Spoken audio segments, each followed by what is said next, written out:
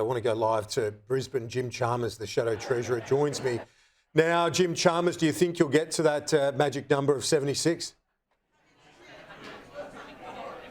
I think we've still got a shot at it, Kieran, that's for sure. I think there's a handful of seats that could go either way and would make the difference between a Labor majority or otherwise. I think clearly now it's very, very difficult to see the LNP getting a majority. I think that's been the big story so far, has been the abandonment of Scott Morrison. But how it shakes out from here, I think, depends heavily on probably about half a dozen 50-50 prospects. Your primary vote is down near 30%. We're waiting the pre-poll booths to come in, so those big numbers to drop. But is that a worry to you that the primary is as low as it is? Oh, it is, Kieran. To be frank about it, there are some substantial third-party challenges right around Australia, and depending on where you are in Australia determines what kind of threat it is, whether it's teal, whether it's green, whether it's orange or yellow, depending on where you are in Australia.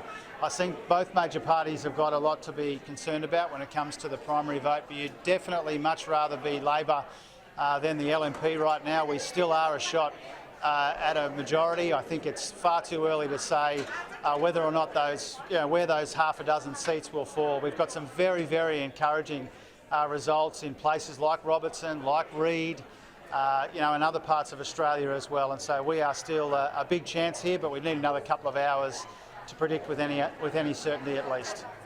Jim Chalmers, Andrew Clennell here. How are you?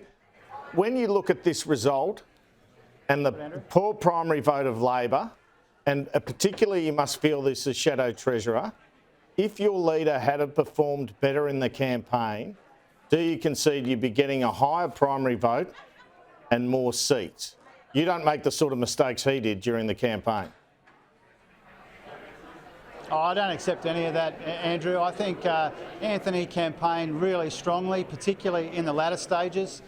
I think anyone who saw his performance in the debates, for example, where he cleaned up the incumbent Prime Minister 3 times in a row, 3 from 3, I think the reception he got in all corners of Australia was terrific. And so I don't accept that analysis. I think what's happened here is there's a lot of economic insecurity in our society. Wages have been stagnant for a decade. We've got real wages going backwards. And at times like these, people look for alternatives. And we've done our best to make sure that the primary alternative to Morrison is Labor. Jim Chalmers, he couldn't name the unemployment rate. Andrew, from the beginning. He couldn't name the unemployment rate. He couldn't name the NDIS 6 points. I mean, that doesn't help, does it, when you try... People don't even know the guy and they think, gee, is this guy up to it? Surely that's the reason for your low primary vote tonight. No, I think he put his hand up for that, took responsibility for it. I don't think people have substantially marked him down for that. I think he's had quite a strong campaign. I think one of the things that the commentary tonight has underestimated is that incumbency, particularly coming out of a pandemic, is still a very powerful force. And Anthony took on that incumbency over a long period of time, and he has put us in a position where we are more likely than the coalition to get to a majority. And so I think that is a credit to him. Now, Jim Chalmers, when we look at the numbers, as you say, still a fair way to go as to whether you get to the majority or not. Can you reiterate to our viewers, though, there won't be any formal deal done if with the Greens or whoever else as part of a minority? That's right, Kieran. I mean, our intention is to be a majority Labor government, and we're still in with a shot to do that. There are seats like Deakin and Longman and Dixon and others that are still in play.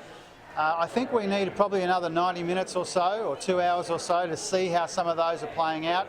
We need to see those pre-poll votes. I think there's going to be some enormous pre-poll booths. I know that from my own community here in Logan City, and so we need to have a look at that. But we are still a show here to get to a majority. It's too early to say whether that will be the case or not. I think we can scratch off the list a Morrison majority at this stage, but all of the other possibilities are still in play. Jim Chalmers joining us live from Logan in Brisbane. Thank you. Appreciate that on a busy night for Jim.